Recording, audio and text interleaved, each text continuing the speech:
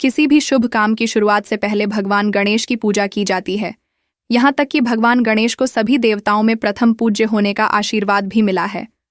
पर क्या आप जानते हैं, जिन भगवान गणेश को अब भी हम जानते हैं, उनका यह रूप सतयुग, त्रेता युग और द्वापर युग से अलग है, और भगवान गणेश के जन्म से पहले ही उनका मरना निश्चित था।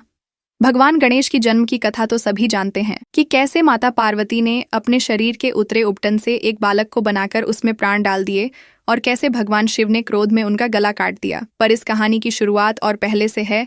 ब्रह्म वैवर्त पुराण के गणेश खंड के अनुसार एक बार माली और सुमाली नाम के राक्षसों ने भगवान शिव की तपस्या कर उन्हें प्रसन्न कर लिया। उन्होंने भगवान शिव से उनकी रक्षा का वरदान मांगा, जिसे भगवान शिव ने स्वीकार किया। वरदान मिलते ही उन्होंने अपनी आसुरी प्रवृत्ति का प्रयोग करना शुरू कर दिया और तीनों लोकों में हाहाकार मचा दिया। इन राक्षसों को रोकने के लिए सूर्यदेव सामने आए और उनसे युद्ध करने लगे। हार से बचने के लिए माली और सुमाली ने भगवान शिव को याद किया और वे तुरंत वहां पहुंच गए। महादेव ने अपने त्रिशूल से सूर्यदेव के 3 टुकड़े कर दिए। उनके मरते ही तीनों लोक अंधकार में टूक।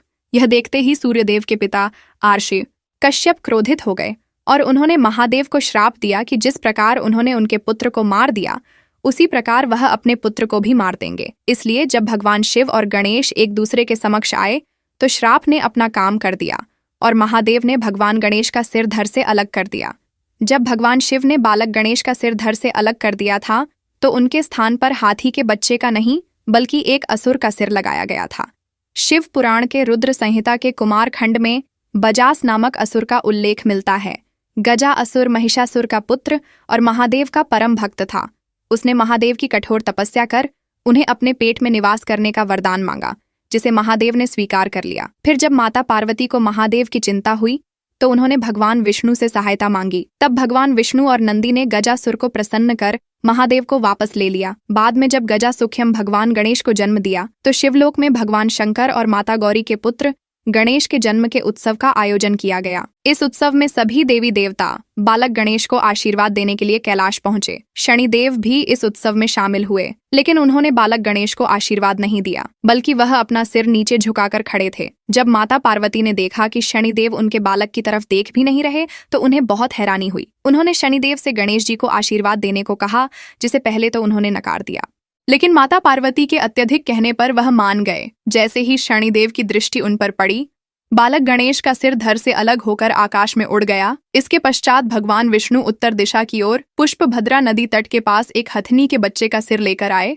और उसे लगाकर बालक गणेश को पुनः जीवित किया। भगवान गणेश के जिस रूप को हम जानते हैं वह हर युग में अलग अलग रहा है। अभी जिस गणेश की हम पूजा करते हैं उनकी 4 भुजाएं हैं और उनका वाहन मूषक है, परंतु सतयुग में उनकी 10 भुजाएं थीं और उनका वाहन सिंह यानी शेर था। वैसे ही त्रेता युग में उनका रूप श्वेत और उन्हें 6 भुजाधारी बताया गया है और उनका वाहन मयूर यानी मोर था। इसी युग में उन्होंने रिद्धि और सिद्धि से विवाह भी किया था। भगवान गणेश के जिस रूप की पूजा हम करते हैं, यह रूप उन्होंने द्वापर युग में लिया था और इसी रूप में उन्होंने महाभारत लिखने में वेद व्यास की सहायता की थी। आपको वीडियो कैसे लगा, हमें कमेंट सेक्शन में जरूर बताएं। अगर वीडियो अच्छा लगा तो इस वीडियो को लाइक और चैनल को सब्सक्राइब जरूर करें।